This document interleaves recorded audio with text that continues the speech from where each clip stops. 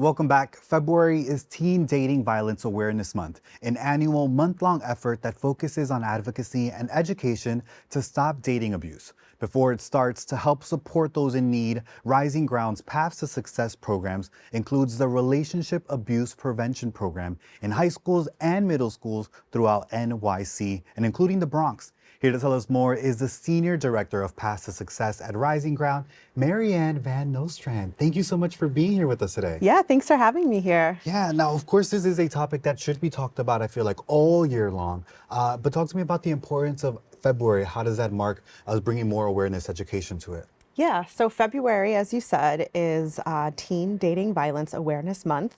And the whole purpose of this month really is to bring awareness to this idea of healthy relationships and how do we engage young people in having conversations about healthy relationships, in learning about healthy relationships, and learning how to not only have healthy relationships with themselves, but have healthy relationships with one another. And so it's really what it's about, is just engaging young people in conversation. Yeah, and I was shocked to hear even some of the statistics that is out there. We have it showing that 1 in 3 U.S. teens will experience abuse. When we hear those numbers, especially it affecting our teens, why do you think dating violence is so common but yet overlooked at the same time? Yeah, so 1 in 3 teens will experience some form of dating violence. So that could include physical violence, emotional abuse, verbal, digital. There's all different types of abuse that a young person can experience. And I think there's a couple things that it's sort of more overlooked. One, I think it's that we're just not having these conversations. There's still so much stigma around talking about relationships, regardless of age, but especially with young people. And I think oftentimes adults tend to sort of hold judgment or maybe belittle a relationship, right? How often do we tell young people, like, you're too young to know what love is? And when the reality is they are engaging in relationships. And if we're not talking about the relationships, if we're not talking about what a healthy relationship looks like, young people don't know. I didn't grow up having these conversations. So it was so taboo. That's why I'm like, sometimes Yep. it's, we can't even blame or fault anyone because it wasn't talked about. You know? Exactly. Exactly. And I love that you shared how abuse can look in different forms. It's not just physical. Talk to me about the misconceptions that we usually have as well when it comes to this abuse. Yeah, I think often what we hear from young people is like, well, my partner's not hitting me, so it's not an abusive relationship. When really abuse is about one person trying to gain and maintain power and control over their partner. And that pattern of power and control can show up in so many ways in a relationship. It can show up, as I was saying before, in verbal form, physical, emotional, mental, sexual abuse. Now we see more and more digital abuse. Yeah. And so there's so many ways that it shows up. And so I think that's part of it too, right? We don't know, if young people don't know what to look for, if they don't know how to say like, oh, you know, that control is actually a form of abuse, right? Yeah. Oftentimes we'll hear young people say, oh, my partner wants my passwords because they love me, or my partner controls where I go or who I'm friends with because they care about me, right? When we can expand those conversations to think about, well, maybe, right? Maybe it's a form of how someone shows love, or maybe if underneath that is this idea of power and control, then there's something more here that we need to talk about, right? There's something we need to explore here. Yeah, when you talk about those even factors and things that can make us start to question and be like, well, maybe this isn't right, those can be called even red flags. Any other red flags that you would say a viewer or someone who has experienced it should kind of look out for? Yeah, I think there's a lot of examples we can give of what abuse in relationships look like. I think what we have to keep in mind is that relationships exist on a spectrum, right? And so what we're talking about are behaviors. There are healthy behaviors in relationships, there are unhealthy behaviors in relationships, and there are abusive behaviors in relationships. So I always want to be careful that we're not labeling a relationship based on something that exists more on a spectrum. You can have a little bit of everything in your relationship and it can look all different sorts of ways.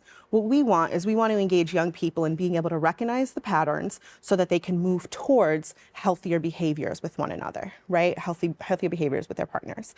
And so there are some red flags or some signs that are sort of maybe a higher risk that we worry about, right? So a partner who has harmed pets in their past, a partner who has access to a weapon, a partner who uses choking as a tactic of control. Those are some of the signs that correlate to like higher risks of lethality. But really what we're looking at is the behaviors in a relationship and whether or not that one partner is trying to gain or maintain power and control. So really that's what we focus on, right? Young people in our workshops, they might raise their hand and say, oh, but is this abuse? Is this abuse? And really what we say back to them is one partner trying to control the other? Yeah. That's what we always want to come back to. That's where we're looking at abusive relationships. Yeah, and I think it was important even that you noted that it is a spectrum, just for people to be able to kind of recognize and see. You talked a little bit about too how social media plays a part now. How have you seen it show up, social media and even the advancement of technology? Yeah, for sure. Social media is such a huge part of our young people's lives, right? There's no getting rid of it. There's no, it's what it is, right? It's part of who they are. And there's some really powerful parts of social media that are really positive. And then there are other things that, parents might be more concerned about. I think some of the positive parts of social media is that young people have access to information that they've never had before. So in the, 9 years that I've been doing this work, every time I'm interacting with young people, I think to myself, like, wow, these young people are so informed these days. Like sometimes they're teaching me things, right? Like they're at their fingertips, they have a world of information. And so they do find out things. They do know more and more, every year I feel like young people know more and more. So there's that positive piece of it. Also, young people have access to communities that they might not have access to, right? Like a young person might not have a close group of friends at school, whereas online they find people that relate to them. So there's some positives. The other side of it, though, is that we really have to be mindful of what young people, how they're using technology and what they have access to. There's always that fear, I think especially for like older folks, there's always that fear of we don't know who's on the other side of that, right? So we don't know who our young people are always engaging with. And then also the cyberbullying. It's real, right? And it's happening. And young people come into school. Normally the school day ends at 3 o'clock and young people go home, but now they come back to school the next day with screenshots of the things that are, still going on all through the day after school. Yeah. So they have access to one another all the time. Wow. And I think it's so important that you even mentioned that too. Obviously how social media shows up, but the school factor as well. I know with Rising Ground, there are programs that are directed at students, to help them as well. Talk to me a little bit about those programs and how you are working with them, educating them about what's right for them. Yeah, so we have a couple of school-based programs. We have the RAPP program, which is the Relationship Abuse Prevention Program, and then we have the Early RAPP program. And so RAPP and Early RAPP are in middle schools and high schools around New York City, including here in the Bronx. And with the RAPP program, what we do is we take social work clinicians and we place them in schools. And so they provide both education, so they do workshops with young people around what is abuse, what does it look like, what are healthy relationships, what is consent, sexual violence, we talk about things like that, as well as they provide counseling services for young people. Both young people who might have experienced relationship abuse, as well as young people who might be causing harm in a relationship and want to be able to do better, want to be able to learn how to have healthier relationships. So that's our RAPP program. And then Early RAPP is very similar. They provide workshops in middle schools all around New York City. And so they're providing tons of workshops on consent, body autonomy, relationship abuse, healthy relationships, all sorts of parts of just having healthy relationships with oneself and with others. Yeah, obviously through these RAPP programs, even the Early RAPP program, what do those conversations look like and how receptive are they to hearing and learning about what you're educating them on and, any experiences that really stood out to you? Yeah, so I actually started as a RAPP coordinator. So I started my work in a middle school in Brooklyn. I think the program is incredible. So it's bringing these conversations that, as you said before, are taboo conversations that you and I probably didn't have as young people, and it's bringing them to young people. We're coming in classrooms, and it's nice because we're not a teacher, right? We're not an educator. We don't have the same sort of we don't show up the same way in the classroom. We kind of can have a little bit more of a relaxed environment. We think of it as like, we're here to provide you information. You can take that information, you can leave that information, that's up to you. But it's really engaging, and the young people love to be able to talk about their experiences. They ask tons of questions. They really want to know more. And so I think young people love it. I think some of the moments for me as a RAPP coordinator being in a school, it's those aha moments that young people have. You know, they're sitting in the classroom and they're receiving this information from you, and you can actually see the wheels turning. You can see them really starting to put things together, really starting to understand things. And then the other piece of it, I remember one time I had a young person who knocked on my door, and she had seen another student crying in the hall, and she brought her to my office to be able to get counseling support. And so I think those are the powerful moments, right? Because peers are going to go to their friends for advice. That's just the way it is to be a teenager, right? That's never changed. And so if our young people know what to look for, know what the signs are of healthy and unhealthy relationships, when their peers come to them and they say, this is what I'm experiencing, or this is what's happening, that young person can guide them to a supportive adult. They know what to hear. They know what to look for. Yeah, when you talk about leaning obviously on someone like your peer, I know also parents and guardians might want to also be a part of supporting them and joining that conversation. Yeah. What advice would you give them about obviously educating teens on healthy relationships or even the signs of abuse? Yeah, I would say it's never too early to start the conversation.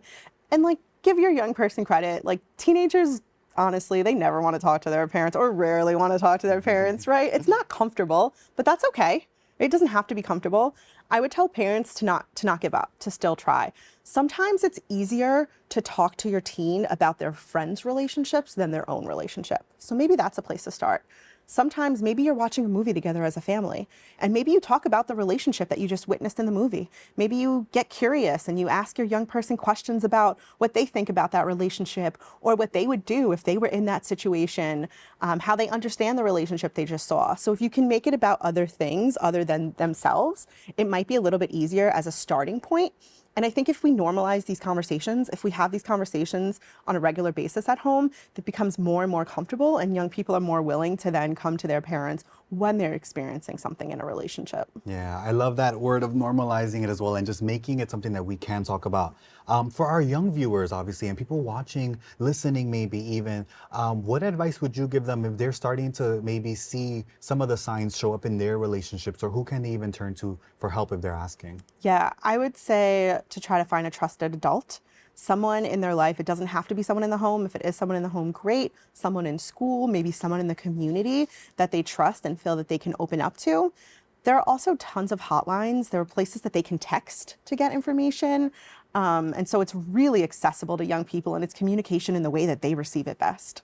Wow. I think you, again, also like all of our other guests shared so many gems with us, resources as well. And it's beautiful that this conversation is starting early for our teens. So thank you so much, MaryAnn, for joining us today. Absolutely. Thanks for having me today. Yeah, perfect. To learn more about these programs, please go to their website, risingground.org.